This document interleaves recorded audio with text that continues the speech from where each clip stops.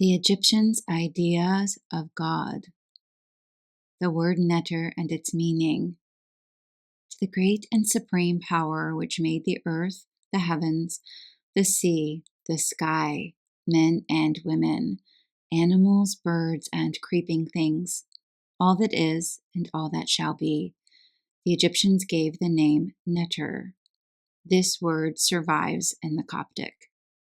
But both in the ancient language and its younger relative, the exact meaning of the word is lost. Pierret, following Durouge, connects it with the word and says that it means renovation, renouvellement. But Bruch renders it by Gerlaik, Heilak, Divan, Sacré, and by three Arabic words which mean divine, sacred, or set apart, and holy, respectively. By a quotation from the Stele of Canopus, he shows that in Ptolemaic times it means holy or sacred when applied to the animals of the gods.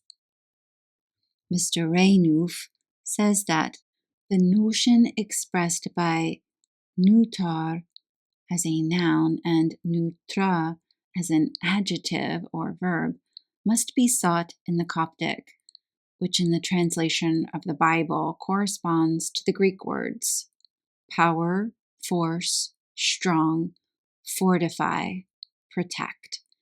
And he goes on to show that the word neter means strong or mighty.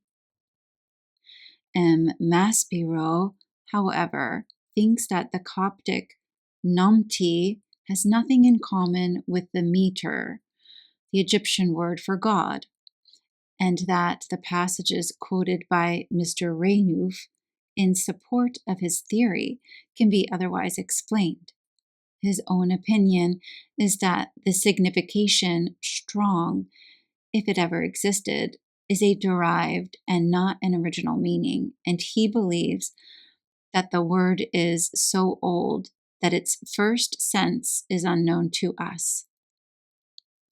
The fact that the Coptic translators of the Bible used the word Nuti to express the name of the Supreme Being shows that no other word conveyed to their minds their conception of him, and supports that M. Maspero's views on this point. Another definition of the word, given by Bruch, makes it to mean the active power which produces and creates things in regular recurrence, which bestows new life upon them and gives back to them their youthful vigor. And he adds that the innate conception of the word completely covers the original meaning of the Greek, Latin natura. But side by side with neter, whatever it may mean, we have mentioned in texts of all ages a number of beings called the Netjeru, which Egyptologists universally translate by the word gods.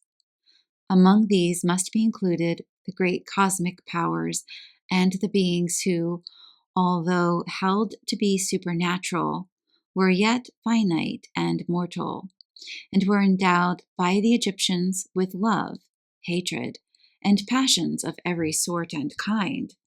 The difference between the conceptions of the Neter, the one supreme god, and the Netjeru is best known by an appeal to Egyptian texts. In the pyramid of Unas, it is said to the deceased, "Thou existest at the side of God." In the pyramid of Tita, it is said of the deceased, "He weigheth words, and behold, God hearkeneth unto the words. God hath called Tita." In the pyramid of Pepi I, an address to the deceased king says, "Thou hast received the form of God. Thou hast become great there within before the gods.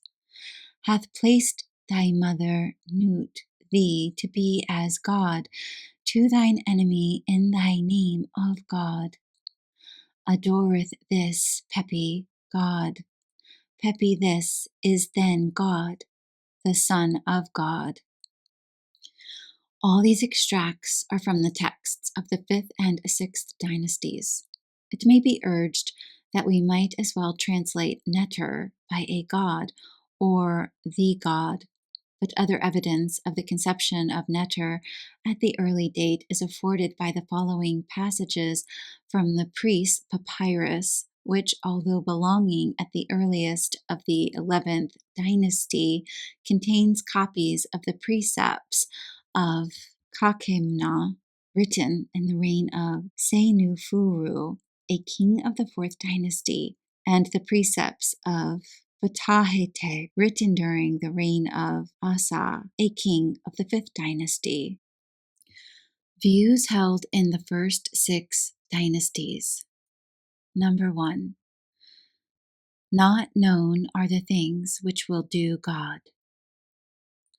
Number 2. Thou shalt not cause terror in men and women, for it is opposed God. Number 3. The eating of bread is according to the plan of God. Number 4. If thou art a farmer, labor in the field which hath given God. Number 5. If thou wouldest be like a wise man, make thou thy son to be pleasing unto God.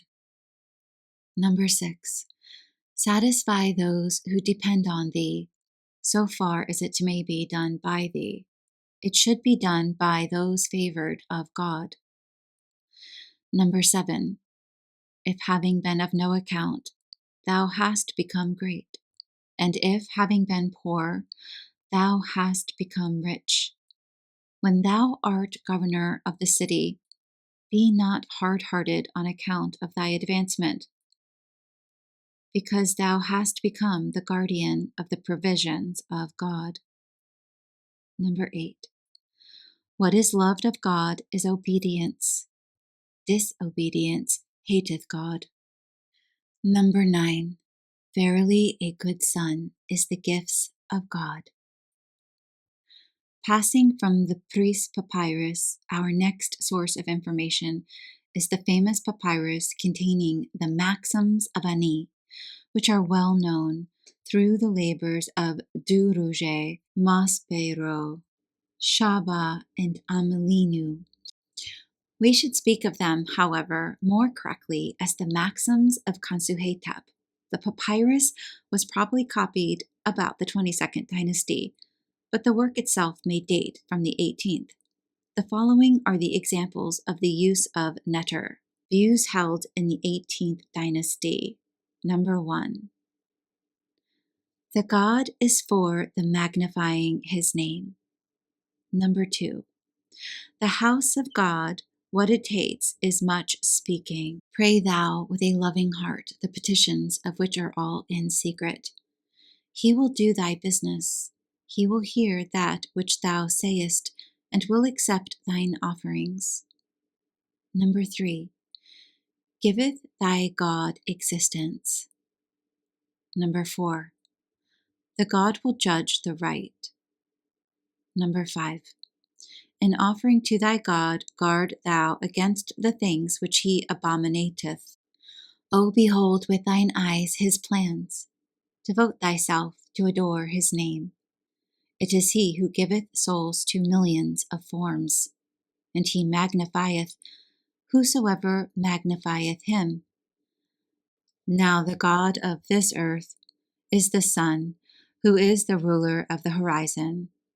His similitudes are upon earth is given incense with their food offerings to these daily. Number 6.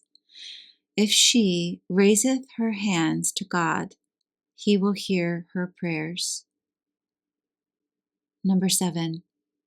Give thyself to God. Keep thou thyself daily for God, and let tomorrow be as today. God and the gods. The passages from the Pyramid of Pepi show at once the difference between Neter as God and the gods Netjeru. The other passages, which might be multiplied almost indefinitely, prove that the being spoken of is God. The Netjeru, or gods, whom Unas hunted and snared and killed, and roasted and ate, are beings who could die. To them were attributed bodies, souls, kas, spiritual bodies, etc.